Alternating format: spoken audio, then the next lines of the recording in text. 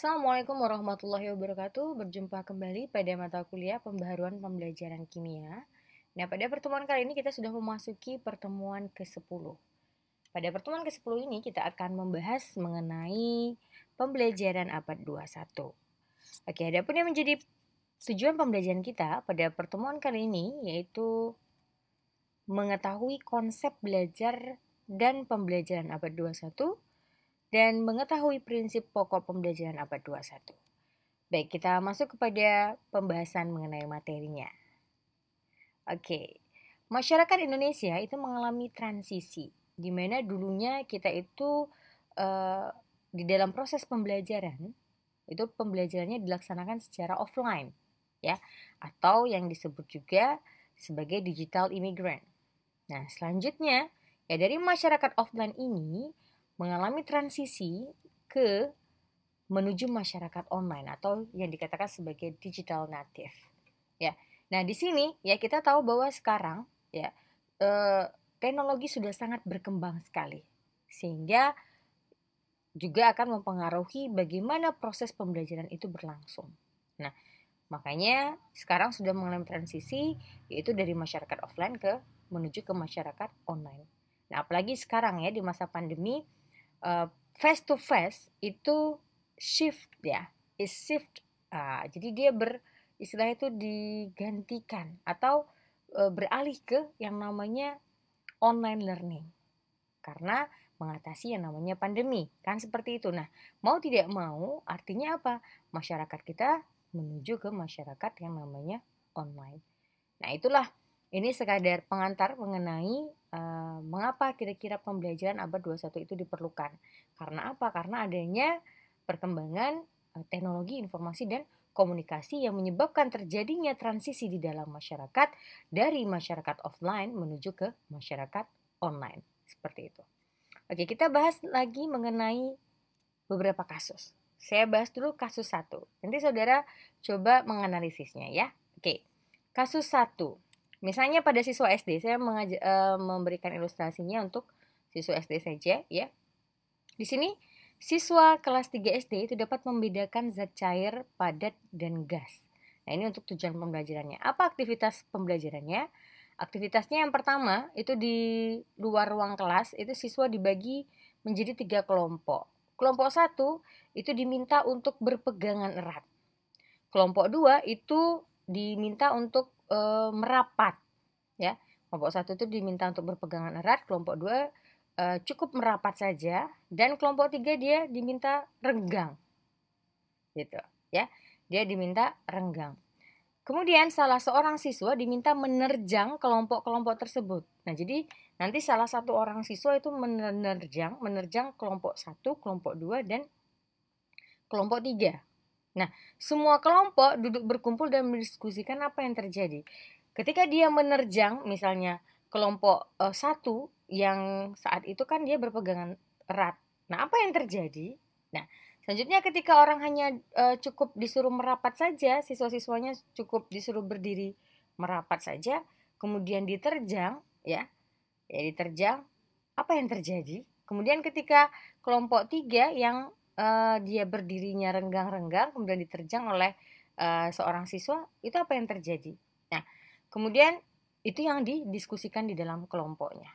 Kemudian setiap kelompok itu diminta mengambil apa saja yang bisa dibawa dari sekitar luar sekolah. Selanjutnya diminta mengklasifikasikan mana kategori padat, cair, dan gas. Nah, siswa kemudian kembali ke kelas. Dilanjutkan dengan diskusi dan penjelasan mendalam dari guru. Nah, ini kasus 1. Bagaimana siswa tadi mencoba istilahnya itu diminta oleh gurunya tadi melakukan hal-hal yang seperti ini dalam aktivitas pembelajarannya. Tujuannya yaitu untuk agar siswa tadi bisa membedakan zat cair, mana zat padat, dan mana zat gas. Seperti itu. Ya. Selanjutnya kita lihat kasus kedua. Oke, pada kasus kedua tujuan pembelajarannya masih sama, itu membedakan zat cair, padat, dan gas. Adapun aktivitas pembelajarannya yaitu yang pertama di luar ruang kelas siswa dibagi menjadi 3 kelompok. Ya, yang pertama kelompok 1 berpegangan erat, kelompok 2 cukup merapat saja dan kelompok 3 renggang. Nah, salah satu siswa diminta menerjang kelompok-kelompok tadi. Nah, semua kelompok tadi ya duduk berkumpul dan mendiskusikan apa yang terjadi. Nah, selanjutnya setiap kelompok diminta mengambil gambar apa saja dengan cara memotret menggunakan kamera handphone. Nah, gambar hasil pemotretan itu ditayangkan melalui LCD proyektor. Kemudian siswa secara kelompok mengklasifikasikan ke dalam kategori cair, padat, dan gas. Dilanjutkan dengan diskusi dan penjelasan mendalam dari guru. Nah, pasca kelas itu siswa diminta merefleksikan apa yang telah dipelajari melalui sosial media seperti Instagram, Facebook, dan lain-lain. Dan diminta dikomentari orang tua dan teman-temannya. Nah, ini kasus kedua. Nah, sama-sama dia tujuannya itu untuk membedakan zat cair, padat, dan gas. Tapi aktivitasnya sedikit berbeda. Kalau yang tadi kegiatannya masih di lingkungan sekolah, ya. Kalau sekarang itu ada kaitannya dengan menggunakan beberapa teknologi, ya, dengan memotret menggunakan kamera handphone. Kemudian gambar hasil pemotretan itu ditayang melalui LCD. Nah, kemudian nanti ada kegiatan refleksi ya melalui sosial media dan nanti dikomentari oleh orang tua ataupun teman-temannya seperti itu. Ya, ini kasus kedua. Oke, kita lihat ada kasus ketiga. Tujuan pembelajarannya itu yaitu siswa dapat membandingkan teori penciptaan alam semesta antara yang satu dengan yang lainnya. Nah, bagaimana aktivitas pembelajarannya? Yaitu siswa dibagi dalam beberapa kelompok kecil, kemudian setiap kelompok diminta untuk membahas salah satu teori dari buku yang disediakan. Selanjutnya, setiap kelompok diminta mendapatkan informasi tambahan yang relevan dengan cara searching via internet. Ya. Kemudian setiap kelompok diminta menyajikan hasil bahasanya secara kreatif dengan menggunakan tool teknologi yang familiar bagi mereka seperti slide presentasi, misalnya PowerPoint ataupun Microsoft Word, dan lain-lain. Kemudian foto editor, video editor, dan lain-lain. Atau dengan cara yang lain, misalnya dengan menggunakan gambar di karton atau disajikan dalam bentuk lagu dan lain-lainnya ya. Kemudian setiap kelompok itu mempresentasikan dan dibahas bersama. Nah, pasca kelas siswa diminta merefleksikan apa yang telah dipelajari melalui blog dan sosial media seperti Instagram, Facebook, dan lain-lainnya. Dan minta dikomentari oleh orang tua dan teman-temannya. Ini adalah kasus ketiga. Selanjutnya ya, ini bedanya apa di sini ya? Ada kegiatan sama di dalam kelas dan ada kegiatan di luar kelas. Oke. Selanjutnya kita bahas kasus keempat. Tujuannya siswa dapat membandingkan teori penciptaan alam semesta antara satu dengan yang lainnya. Nah, ini dengan aktivitas yang berbeda ya. Di aktivitas yang ini, yaitu guru menjelaskan konsep penciptaan alam semesta menurut beberapa pakar, dijelaskan dulu oleh gurunya. Kemudian penjelasan guru tadi itu dilakukan sekitar 40 slide ya, presentasi dengan proyektor, dilengkapi animasi yang indah, kombinasi teks dan gambar via internet yang terhubung di ruang kelas. Ya, jadi di dalam kelas itu ada gurunya mempresentasikan lewat LCD proyektor, kemudian dengan animasi dan segala macam ya. Dilanjutkan dengan tanya jawab dan kesimpulan dan diakhiri dengan memberikan pekerjaan rumah, ada PR-nya. Nah, bedanya kan kalau yang ketiga tadi itu ada searching via internet untuk memberikan tambahan informasi ya. Kemudian ada juga istilahnya itu membaca buku juga ya. Kemudian ada juga istilahnya itu refleksi dengan media sosial dan segala macam. Nah, kalau yang kasus keempat ini dengan tujuan yang sama atau pokok bahasan yang sama, tetapi gurunya menjelaskannya dengan menjelaskan dengan menggunakan berbagai macam teknologi seperti itu ya, dan berbagai macam media. Nah, sekarang pertanyaan saya ya, manakah pembelajaran modern menurut saudara? Apakah kasus satu tadi? Apakah kasus kedua? Apakah kasus ketiga? Ataukah kasus keempat? Coba saudara terka, kira-kira yang mana nih? Ayo, apakah kasus pertama tadi yang siswanya diminta berkelompok, kemudian nanti siswa yang lain itu menerjang kelompoknya, kemudian meminta keluar kelas mencarikan bahan-bahan yang bersifat berwujud padat, cair, dan gas, kemudian nanti sama-sama mendiskusikannya ya, dibahas secara mendalam bersama guru, atau kasus kedua ya, dengan topik yang sama, siswanya itu mendapatkan nanti ada kegiatan di luar kelasnya ya, sama masih berkelompok, diterjang dan segala macam ya. Kemudian ada mendapatkan memotret dengan menggunakan handphone ya atau smartphone-nya.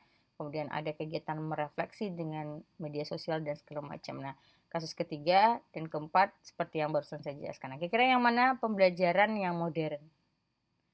Sudah bisa ditebak? Mungkin ada yang jawab 1, ada yang jawab 2, 3, atau 4. Oke, saya jawab saja. Yaitu kita lihat di sini. Pembelajaran modern itu yang mana? Pembelajaran modern di sini ya, pembelajaran kasus 1 itu adalah pembelajaran modern dengan teknologi sedia kala. Oke, maksudnya pembelajarannya modern dengan teknologi sedia kala. Sedia kala itu teknologinya sederhana. Ya kan, teknologinya sederhana tadi. Karena kan tadi hanya meminta siswa keluar kelas, kemudian mengambil beberapa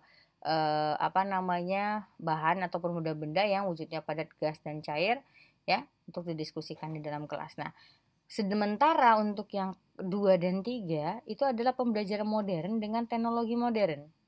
Oke, pembelajaran modern dengan teknologi modern dengan menggunakan ini berbagai macam media ataupun teknologi yang kekinian gitu atau modern. Nah, sementara yang keempat tadi itu pembelajaran kuno, tapi dengan menggunakan teknologi modern. Kenapa? Karena kan yang keempat itu masih yang namanya pembelajarannya berbasis teacher center learning. Karena gurunya yang menjelaskan, tetapi gurunya menggunakan teknologi modern. Sementara kalau yang pertama, guru itu mengajarkan siswanya dengan pembelajaran modern. Maksudnya itu kan kalau pembelajaran modern itu kan lebih kepada student center learning. Nah, jadi di sini kasus pertama itu pembelajarannya modern karena student center learning, tetapi teknologinya ya masih sederhana seperti itu. Oke. Nah, sementara kalau yang kasus kedua dan ketiga itu pembelajaran modern, teknologinya juga modern. Pembelajaran yang modern maksudnya itu adalah pembelajaran student center learning dan teknologinya digunakan modern. Kenapa? Karena ada smartphone-nya, kemudian ada menggunakan media sosial, ya. Nah, itu dia. Nah, jadi yang kedua dan ketiga ini adalah pembelajaran modern dengan teknologi modern. Bisa saudara pahami di sini? Nah, jadi bukan berarti ketika guru mengajar, tapi dia mengajarkan dengan menggunakan teknologi modern, hanya saja dia mengajarkan tetap menggunakan strategi yang kuno, artinya pembelajarannya belum modern. Pembelajarannya kuno tetapi dengan menggunakan teknologi modern. Oke, bisa dipahami? Nah, itu dia. Selanjutnya, tantangan pendidikan abad 21 menurut PBB. Nah, di sini kenapa tadi saya memberikan intro tentang beberapa kasus? Karena banyak sekarang kejadian di mana guru itu mengajarkan siswanya itu dengan istilahnya itu pembelajarannya kuno tetapi dengan menggunakan teknologi modern. Ya. Nah, pada kasus tertentu ya kita ada sebaiknya itu guru itu merancang pembelajaran modern dengan menggunakan teknologi modern seperti itu. Sebaiknya seperti itu ya. Karena namun ya guru itu harus merencanakan seluruh proses pembelajarannya tadi itu dengan sebaik-baiknya agar proses pembelajarannya tadi itu dapat berlangsung dengan baik sehingga tujuan pembelajaran kita dapat tercapai. Oke, nah kebanyakan kasus itu guru-guru belum bisa merencanakan pembelajarannya secara modern. Kenapa? Mungkin dengan berbagai alasan siswanya belum mampu. Kalau mungkin untuk siswa SD tingkat rendah, itu mungkin kita tidak bisa mengajak siswa itu untuk student center learning. Kenapa? Karena konsep-konsep pada siswa SD mungkin belum kuat. Tetapi kalau untuk siswa ataupun yang sudah SMA ataupun mungkin mahasiswa itu sudah bisa diterapkan yang namanya pembelajaran modern. Kenapa? Karena tadi mereka istilahnya itu sudah memiliki tingkat berpikir yang jauh lebih baik dibandingkan dengan anak level SD seperti itu. Nah, sekarang kita bahas tentang pendidikan abad 21 menurut PBB. Itu membangun masyarakat berpengetahuan. Jadi tantangannya itu adalah membangun masyarakat yang berpengetahuan, yaitu atau disebut juga sebagai knowledge based society. Nah, masyarakat berpengetahuan yang seperti apa? Masyarakat pengetahuan yang memiliki, yaitu yang pertama ICT and media literacy skill. Jadi masyarakat yang memiliki kemampuan ICT dan media literasi skill ya. Jadi ini adalah salah satunya di mana tantangan pendidikan abad 21 menuntut masyarakat itu harus memiliki skill ataupun pengetahuan tentang teknologi, informasi dan komunikasi serta skill ataupun pengetahuan tentang literasi. Nah, itu dia untuk yang pertama. Oke, selanjutnya ya. Yang kedua itu adalah critical thinking skill. Jadi di dalam abad 21, pendidikan abad 21 itu masyarakat kita ingin membentuk masyarakat yang memiliki kemampuan berpikir kritis. Ya, jadi masyarakat yang memiliki kemampuan untuk berpikir kritis. Seperti itu. Oke. Nah, selanjutnya kita masuk pada yang ketiga yaitu problem solving skill. Yaitu masyarakat yang memiliki kemampuan dalam mengatasi suatu permasalahan. Oke, selanjutnya yaitu yang ketiga itu yang keempat maksud saya effective communication skill, di mana masyarakat yang memiliki kemampuan ya, masyarakat di sini ya berarti kan mulai dari siswanya karena siswa itu adalah bagian dari masyarakat. Oke. Yang nantinya kita ingin membentuk siswa yang nantinya akan menjadi masyarakat yang memiliki kemampuan komunikasi yang efektif. Jangan sampai siswa yang kita didik tadi itu tidak mampu berkomunikasi. Seperti itu ya. Selanjutnya, collaborative skill, kemampuan bekerja sama. Karena setiap orang itu harus mampu bekerja sama dengan orang lain. Nah, jadi inilah tantangan pendidikan abad 21 menurut PBB, di mana tantangannya itu kita harus membentuk masyarakat atau membangun masyarakat yang berpengetahuan atau knowledge based society yang memiliki 5 skill ini tadi. Oke, bisa dipahami? Oke, kita masuk kepada berikutnya yaitu beberapa hal yang penting untuk diperhatikan dalam mengembangkan pembelajaran abad 21. Ada beberapa hal yang penting harus kita perhatikan dalam mengembangkan dalam mengembangkan pembelajaran abad 21 maksud saya, yaitu yang pertama tugas utama guru. Nah, apa tugas utama guru di sini?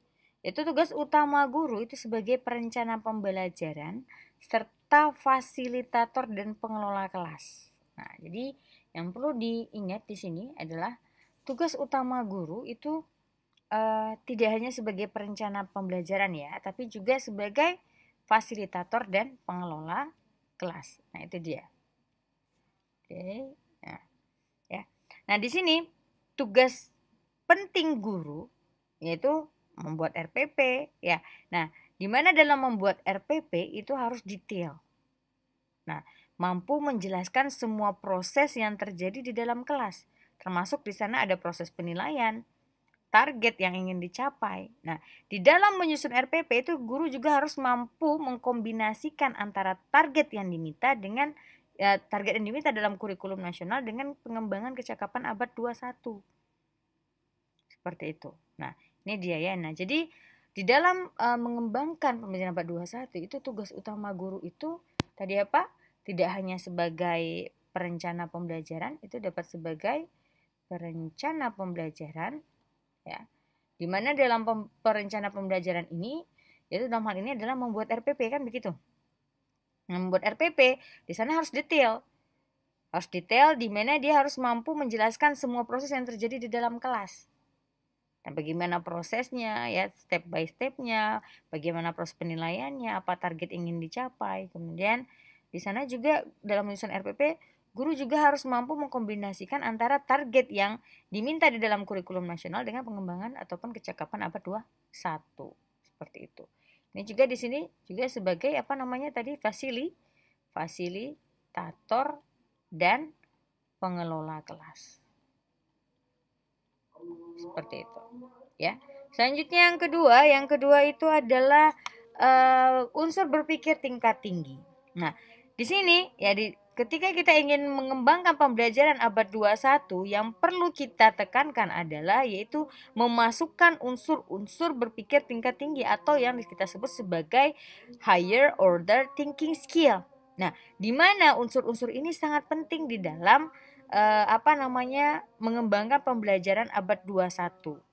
Nah, di sini ya teknologi khususnya itu internet itu sangat memudahkan peserta didik untuk memperoleh informasi dan jawaban dari persoalan-persoalan yang disampaikan oleh guru. Nah, untuk permasalahan yang bersifat pengetahuan dan pemahaman itu bisa dicari solusinya dengan sangat mudah ya. Dengan sangat mudah melalui internet ya. Jadi ada kecenderungan bahwa peserta didik itu hanya menjadi pengumpul informasi. Nah, di sini guru itu harus mampu memberikan tugas-tugas ya di tingkat aplikasi ataupun analisis ataupun evaluasi dan kreasi. Jadi dia harus mampu memberikan tugas-tugas yang mulai dari C3 sampai C6 seperti itu. Nah, kenapa? Supaya mendorong peserta didik tadi untuk berpikir kritis dan membaca informasi yang mereka kumpulkan itu sebelum menyelesaikan tugas dari guru seperti itu. Nah, jadi karena tadi internet itu sudah sangat meluas, sedikit-sedikit siswa nanya Mbah Google, jadi dia hanya sebagai pengumpul informasi. Maka supaya tadi siswa tadi tidak hanya mengumpulkan informasi saja, maka kita harus memberikan ya tugas, di mana tugas tadi itu menyangkut unsur-unsur berpikir tingkat tinggi, yaitu dengan menerapkan tugas-tugas tadi itu memasukkan tugas tugas itu dengan ranah kognitifnya mulai dari C3 sampai dengan C6 seperti itu ya. Itu dia. Selanjutnya yang ketiga, yaitu integrasi teknologi sekolah. Nah, kita tahu bahwa sekolah itu di mana peserta didik dan guru itu sebaiknya itu memiliki akses teknologi ya, ataupun harus bisa memanfaatkan teknologi dalam proses pembelajarannya ya. Nah, kan sekolah-sekolah itu sekarang sudah banyak tuh yang punya fasilitas internet ya, adanya labor komputer, kemudian ada juga blok sekolah ya, ada juga LCD proyektor dan segala macam ya. Itu banyak teknologi yang ada di sekolah-sekolah. Nah, di sini guru ataupun siswa itu harus punya akses terhadap teknologi yang ada di sekolah tadi dan mampu memanfaatkannya dalam proses pembelajaran. Sehingga nanti itu akan membiasakan guru dan siswa itu bekerja menggunakan yang namanya teknologi. Nah, memang sebenarnya itu kan pembelajaran abad 21 tidak harus menggunakan teknologi. Bisa, maksud saya itu bisa dilaksanakan tanpa teknologi. Dimana nanti guru itu menekankannya itu kepada skillnya itu lebih kepada skill kolaborasi, yaitu skill bekerja sama. Nanti siswanya diminta untuk bekerja sama. Karena dalam pembelajaran abad 21 tidak hanya istilahnya itu penekanannya terhadap teknologi saja ya, tetapi terhadap beberapa skill nanti yang akan saya jelaskan setelah ini ya. Nah, itu dia. Salah satunya adalah kolaborasi. Nah, tapi sebaiknya guru-guru itu dan siswa juga harus memiliki yang namanya kemampuan dalam memanfaatkan teknologi informasi dan komunikasi. Sebelum tadi guru-guru tadi dapat menerapkan ataupun memanfaatkan teknologi informasi dan komunikasi di dalam proses pembelajaran, dia harus terlebih dahulu menguasainya dulu. Karena bagaimana mungkin kita merancang suatu pembelajaran dengan menggunakan suatu teknologi sementara guru tadi tidak tahu atau tidak pernah menggunakan teknologi itu. Nah, ya. Jadi di sini integrasi teknologi sekolah. Maksudnya di sini adalah integrasi teknologi di dalam proses belajar mengajar di sekolah. Oke, selanjutnya yaitu penerapan pola pendekatan dan model pembelajaran yang bervariasi. Di sini ya beberapa pendekatan pembelajaran, misalnya pembelajaran berbasis proyek ya atau project based learning ya, kemudian pembelajaran berbasis keingintahuan ataupun inquiry based learning. Kemudian ada model pembelajaran jigsaw ya ataupun model kelas terbalik atau disebut juga dengan flipped classroom. Itu dapat juga diterapkan oleh guru ya di dalam proses pembelajarannya. Untuk apa? Untuk memperkaya pengalaman belajar peserta didik. Satu hal yang perlu dipahami ya, bahwa peserta didik itu harus mengerti dan memahami hubungan antara ilmu yang dipelajarinya di sekolah dengan kehidupan nyata. Itu yang paling penting. Karena apa? Karena kadang-kala kan ketika suatu ilmu dia pelajari ya, tidak ada kaitannya dengan kehidupan nyata. Jadi pengalamannya itu jadi tidak bermakna. Nah, itu yang perlu dipahami, bahwa peserta didik itu ya harus paham dan mengetahui hubungan antara ilmu yang dia pelajari di sekolah itu dengan kehidupan nyatanya. Sehingga peserta didik itu bisa menerapkan ilmu yang diperolehnya tadi di sekolah itu untuk mencari solusi-solusi atas permasalahan-permasalahan yang dia temui nanti di kehidupan nyata. Nah, inilah yang perlu diperhatikan dalam mengembangkan pembelajaran abad 21, yaitu yang perlu dipertimbangkan ataupun yang perlu diperhatikan adalah tugas guru. Karena guru sebagai perencana pembelajaran itu harus merencanakan sematang ataupun sedetail-detailnya proses pembelajaran. Dan guru juga harus mencoba untuk memberikan pembelajaran kepada siswa itu dengan memasukkan unsur-unsur berpikir tingkat tinggi. Serta guru harus mampu menggunakan teknologi informasi dan komunikasi dalam proses pembelajarannya, agar siswa dan guru terbiasa dalam menggunakan teknologi dalam proses pembelajaran. Selanjutnya, menggunakan berbagai pendekatan ataupun mode pembelajaran yang bervariasi sehingga memberikan siswa tadi pengalaman belajar yang lebih banyak. Dan pengetahuan yang diberikan kepada siswa itu sebaiknya pengetahuan yang berkaitan dengan ataupun siswa tadi mengetahui manfaat pengetahuan yang dia pelajari di sekolah terhadap kehidupan nyata. Agar apa? Agar siswa tadi bisa mengaplikasikan ilmu yang diperolehnya di sekolah dalam menyelesaikan permasalahan-permasalahan yang terjadi di kehidupan nyata.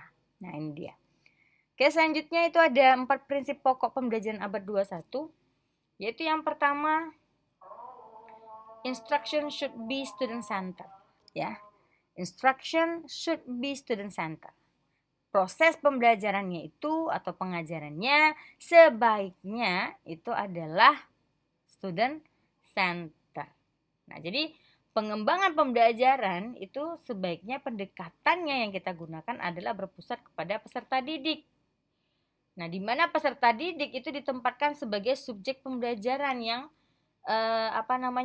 secara aktif itu dapat mengembangkan minat dan potensi yang dimiliki oleh siswa tadi.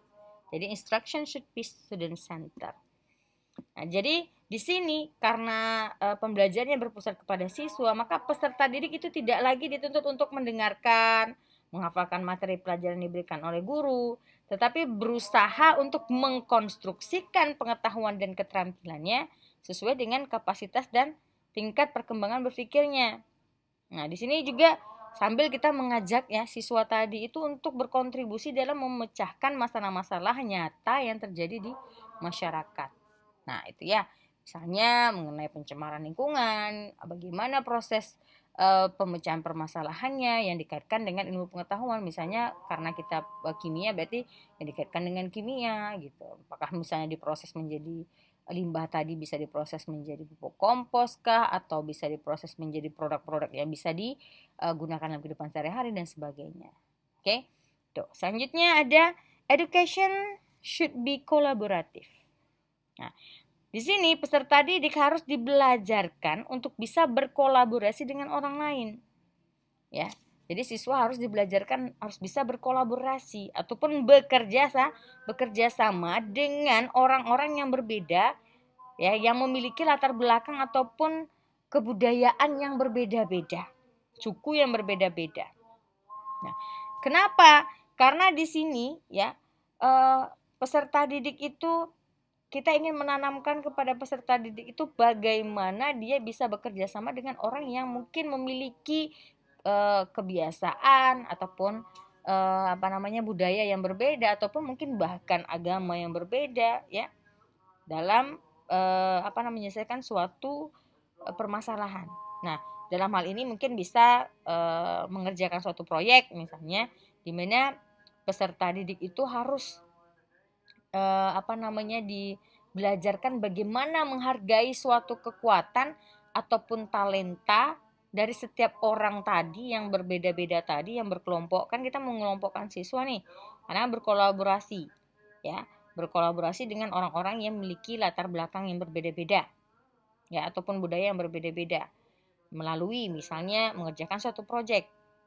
Nah, siswa di sini atau peserta didik di sini itu kita perlu mengajarkan kepadanya bagaimana menghargai suatu kekuatan ya ataupun talenta dari setiap orang. Nah, bagaimana mengambil peran dan menyesuaikan diri ya secara tepat ya dengan orang-orang yang mungkin memiliki perbedaan dari segi latar belakang dan segala macam. Seperti itu. Ya, itu prinsip pokok pembelajaran abad 21 yang kedua. Selanjutnya yang ketiga itu learning should have context. Jadi di sini pembelajaran tidak akan banyak berarti ya jika tidak memberikan dampak terhadap kehidupan peserta didik di luar sekolah. Nah, oleh karena itu materi pelajaran itu perlu kita kaitkan dengan kehidupan sehari-hari peserta didik. Ya. Nah, guru itu harus mengembangkan metode ya metode pembelajaran yang memungkinkan peserta didik terhubung dengan dunia nyatanya atau real world-nya. Guru membantu peserta didik agar dapat menemukan nilai ataupun makna terhadap apa yang sedang dia pelajari, sehingga dia dapat mengaplikasikannya dalam kehidupan sehari-hari. Nah, di sini mungkin bisa guru melakukan penilaian kinerja peserta didik ya yang dikaitkan dengan dunia nyatanya. Seperti yang saya ungkapkan tadi, mungkin dalam menyelesaikan suatu problem ya, kemudian diminta mengerjakan project menyelesaikan problem yang berkaitan dengan lingkungan, misalnya mengenai limbah ya. Nah, nanti di sini ya akan ada istilahnya itu ada kaitannya dengan dunia luar. Jadi should have context, ada konteksnya. Jadi ada kaitannya dengan kehidupan dia sehari-hari misalnya ya, dengan kehidupan nyatanya di luar sekolah, sehingga dia bisa menemukan istilahnya itu nilai ataupun makna terhadap pembelajaran yang dia pelajari. Oke. Selanjutnya yang keempat itu adalah school should be integrated with society. Nah, dalam upaya mempersiapkan peserta didik menjadi warga negara yang bertanggung jawab, ya kita mau mempersiapkan peserta didik itu untuk terjun ke masyarakat, kan seperti itu, ya. Nah, sekolah itu sebaiknya itu dapat memfasilitasi peserta didik untuk terlibat di dalam lingkungan sosialnya. Nah, misalnya mengadakan kegiatan pengabdian masyarakat ya, kita mengajak siswa kita di mana nanti peserta didik itu bisa belajar mengambil peran ataupun melakukan aktivitas tertentu di dalam lingkungan sosialnya. Jadi peserta didik itu dapat kita libatkan misalnya dalam mengembangkan program-program yang ada di masyarakat ataupun pengabdian masyarakat, misalnya melalui program kesehatan ya. Nah, jadi diajak siswanya ke lingkungan sekitar. Nah, kemudian misalnya kayak COVID sekarang ya, mengajarkan kepada masyarakat bagaimana cara mencuci tangan yang baik dan segala macam misalnya ya. Kemudian ataupun bisa mengadakan program tentang sosial lainnya, itu membantu korban-korban bencana alam ya, seperti itu. Nah, mengenai isu-isu lingkungan hidup ya, mengenai pencemaran dan segala macam. Nah, itu ya. Nah, jadi di sini juga mungkin bisa juga lewat kegiatan sosial seperti mengunjungi panti asuhan ya. Kemudian juga istilahnya itu memberikan santunan kepada anak yatim dan segala macam ya. Nah, ini untuk melatih melatih kepekaan, empati dan kepedulian sosial dari siswa tadi. Nah, inilah yang menjadi ya 4 pokok prinsip dalam pembelajaran abad 21 ya. Yang pertama itu ada instruction should be student center. Jadi pembelajarannya harus berpusat kepada siswa ya. Jadi pendekatannya itu lebih kepada berpusat kepada siswa. Dan education should be collaborative, membuat siswa membimbing siswa untuk bisa bekerja sama dengan orang yang berbeda. Learning should have context, di mana pembelajaran tadi itu harus memiliki konteks ataupun aplikasinya dalam kehidupan sehari-hari ya. Jadi ada konteksnya. Kemudian school should be integrated with society, di mana siswa tadi kita ajak untuk istilahnya itu berbaur dengan masyarakat dengan melakukan berbagai kegiatan-kegiatan yang dapat dilakukan oleh peserta didik ya di dalam masyarakat, misalnya aktivitas di lingkungan sosial ya, seperti itu. Oke, itu dia. Selanjutnya, kompetensi peserta didik pada pendidikan abad 21. Yang pertama yaitu kecakapan berpikir kritis dan pemecahan masalah. Nah, tadi ini juga sudah ada disinggung ya, bahwa berpikir kritis itu atau kita katakan sebagai berkaitan dengan higher order thinking skill. Jadi mana kecakapan berpikir kritis itu lebih mengarah kepada, kalau untuk kognitif Bloomnya itu lebih kepada C3 ke atas, C3, C4, C5, C6 seperti itu. Nah, di sini ya siswa harus mampu memiliki kecakapan berpikir kritis dan memecahkan suatu permasalahan. Nah, di mana dia dalam memecahkan suatu permasalahan, dia harus menggunakan suatu pemikiran ataupun penalaran, ya, penalaran baik secara induktif ataupun deduktif. Jadi penalaran yang tepat yang sesuai dengan situasi ataupun masalah yang akan dipecahkannya. Nah, di sini juga di dalam kecakapan berpikir kritis dan pemecahan masalah, itu siswa itu juga harus mampu mengaitkan antara satu konsep dengan konsep yang lainnya dalam satu mata pelajaran, ataupun mengaitkan antara satu konsep dengan konsep yang lainnya antara satu mata pelajaran dengan mata pelajaran lainnya. Seperti itu. Nah, misalnya dalam mengatasi permasalahan limbah kulit nanas misalnya. Di dalam permasalahan limbah kulit nanas, yaitu misalnya dia melihatnya dari segi aspek kesehatan, ya, keterkaitan antara ilmu kimia dengan aspek kesehatannya, kemudian ilmu kimia misalnya dengan aspek ekonomi dan segala macam. Nah, jadi ada keterkaitan antar konsep dalam satu rumpun ilmu. Misalnya kalau limbah kulit nanas misalnya ada kaitannya dengan enzim misalnya, atau ada kaitannya dengan enzim ataupun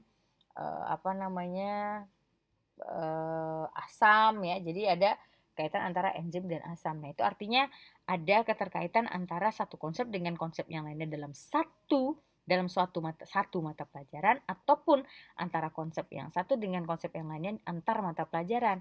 Misalnya antara konsep pengolahan limbah tadi untuk menjadi misalnya sabun. Nah, berarti itu ada keterkaitannya dengan mungkin kesehatan ataupun dan secara ekonomi, seperti itu, ya. Nah, selanjutnya di sini siswa juga harus bisa melakukan penilaian ataupun menentukan keputusannya secara efektif dalam mengolah suatu data ataupun argumen yang ada, seperti itu. Nah, di mana nanti ya proses pengolahan informasi ataupun interpretasi informasi itu, ya, itu dilakukan istilahnya itu pengujian lewat analisis. Nah, di mana nanti analisis tadi digunakan untuk membuat solusi-solusi atas suatu permasalahan yang ada, seperti itu. Nah, ini kecakapan berpikir kritis ataupun pemecahan masalah. Selanjutnya yang kedua adalah kecakapan berkreativitas dan inovasi. Nah, Guilford ya dalam panduan implementasi keterampilan abad 21 kurikulum 2013 di SMA itu mengemukakan bahwa kreativitas itu adalah cara-cara berpikir yang divergen atau berpikir yang produktif, berdaya cipta, berpikir heuristik, dan berpikir lateral. Oke, saya ulangi ya. Kreativitas ya, itu adalah cara-cara berpikir yang divergen, berpikir yang produktif, berdaya cipta, berpikir heuristik, dan berpikir lateral. Nah, itu ya. Dimana di sini ya kecakapan yang berkaitan dengan kreativitas itu di dalam proses pembelajaran tentunya itu yang bisa kita kembangkan yaitu kemampuan dalam menyampaikan gagasan-gagasan baru secara lisan ataupun tulisan. Nah, itu kecakapan berkreativitas itu diantaranya yaitu kecakapannya dalam menyampaikan gagasan-gagasan baru secara lisan ataupun tulisan. Kemudian juga bersikap responsif ataupun terbuka terhadap perspektif baru ataupun perspektif yang berbeda. Mampu juga mengemukakan ide-ide kreatif secara konseptual ataupun praktikal. Dan nantinya dia menggunakan konsep-konsep ataupun pengetahuan itu dalam dalam situasi yang baru ataupun yang berbeda-beda, baik dalam mata pelajaran yang terkait ataupun antar mata pelajaran. Nah, itu dia. Ya, itu. Selanjutnya ya ini yang untuk kecakapan berkreativitas dan inovasi. Nah, selanjutnya dia juga harus mampu beradaptasi dengan situasi yang baru ataupun berinovasi, melakukan pembaharuan berdasarkan pengetahuan yang dia miliki. Selanjutnya yang ketiga itu adalah kecakapan berkomunikasi. Kecakapan berkomunikasi ya, di sini kecakapannya itu lebih kepada istilahnya itu bagaimana menciptakan komunikasi yang efektif, baik secara lisan, tulisan ataupun multimedia atau ICT literasi. Nah, di sini bagaimana nanti siswa tadi bisa menggunakan ide-idenya itu ataupun mengutarakan ide-idenya saat berdiskusi. Nah, disinilah yang diperlukan kecakapan dalam berkomunikasi. Dia menggunakan bahasa lisan itu sesuai dengan konteks pembicaraan dengan lawan bicaranya yang diajak berkomunikasi. Jadi dia bisa menggunakan istilahnya itu bahasa lisan yang baik sesuai dengan konteksnya, ya. Nah, komunikasi lisan itu juga diperlukan untuk bagaimana dia mengemukakan ide-idenya di dalam proses diskusi. Nah, selanjutnya dia juga harus bisa memiliki skill ataupun keterampilan dalam mendengarkan ataupun menghargai pendapat orang lain.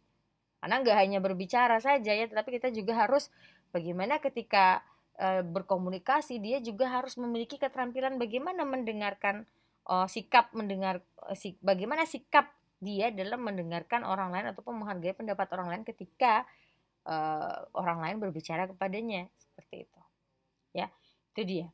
Selanjutnya yang keempat adalah kolaborasi. Ya, di mana kecakapan ini terkait yang di dalam proses pembelajarannya yaitu kemampuan dalam bekerja sama dalam kelompok, ya, beradaptasi dalam berbagai peran dan tanggung jawab serta bekerja secara produktif dengan orang lain. Nah, itu ya. Jadi di sini dalam berkolaborasi dia harus mampu berkompromi dengan anggota-anggotanya yang lain dalam mencapai tujuan, ya, ataupun dalam menyelesaikan berbagai permasalahan yang diberikan kepada kelompoknya. Jadi dia harus bisa berkolaborasi dengan orang lain. Nah, inilah mengenai kompetensi peserta didik pada pendidikan abad 21. Nah, ini demikian pertemuan kita pada pertemuan ke-10. Nah, saya akhiri dengan Assalamualaikum warahmatullahi wabarakatuh.